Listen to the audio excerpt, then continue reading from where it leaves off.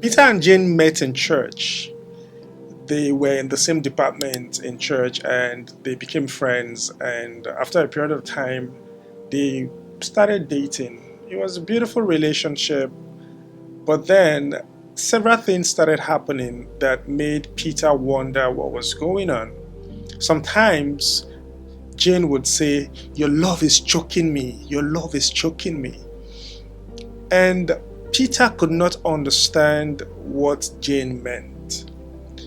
Peter was showing as much love as he could, but Jane could not receive or didn't have the capacity to receive the kind of love that Peter was giving. And this brings me to the topic that loving someone and receiving someone is all about capacity.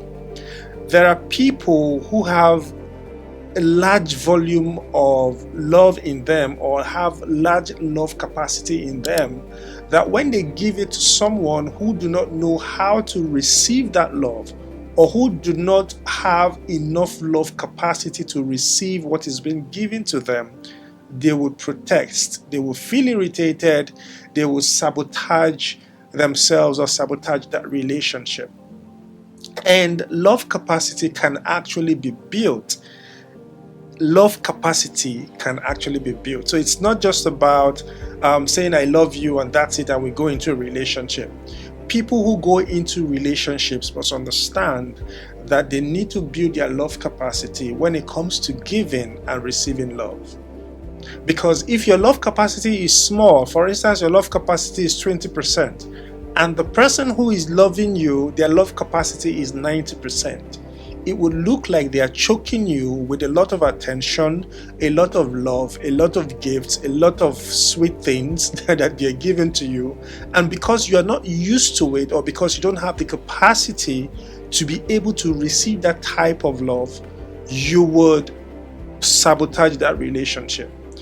And so it's important to understand where people are coming from, because when you go into relationships, it's important to study people, know where they're coming from, and then be able to see how you can regulate or navigate the relationship so that you can actually build up your love capacity to the same frequency. And when I mean the same frequency, the same range, it may not be the same percentage, but the same frequency range. Now, some people may have not grown up in a loving home. Some people may have experienced trauma in their past relationships. And so, because some people did not grow up in a loving home, they didn't grow up with parents or in family that actually expressed love, they didn't grow up in an environment that actually helped them to express, to receive love and to express love, or they went into relationships that made them to lose that capacity to actually receive love and give love, then it impacts on their love capacity level. And because it impacts on their love capacity, there is need for this type of people to be able to redefine themselves, rebuild themselves, to recalibrate themselves, to be able to effectively receive and give love. And then on the other hand, there's this guy who, maybe like Peter, was raised in a home that is loving. And so he grew up knowing how to receive love, knowing how to give love. His love capacity grew, his love capacity expanded over a period of time. He lived in an environment where love is given and received effectively. And his past relationships have always been great in terms of giving love and expressing love, or receiving it. So these two people are different. And so there are factors that can affect your capacity to give and your capacity to receive love. So if these two different people meet, Peter's love may be choking Jane's love. And so it's important to build your love capacity, because you can end up, or you may end up, sabotaging that relationship, especially when this guy or this lady loves you so much genuinely and truthfully and sincerely, but because of your past trauma, but because of your past experiences, because of your inability to actually receive and give love, there is a tendency for you to sabotage that relationship and let that person go.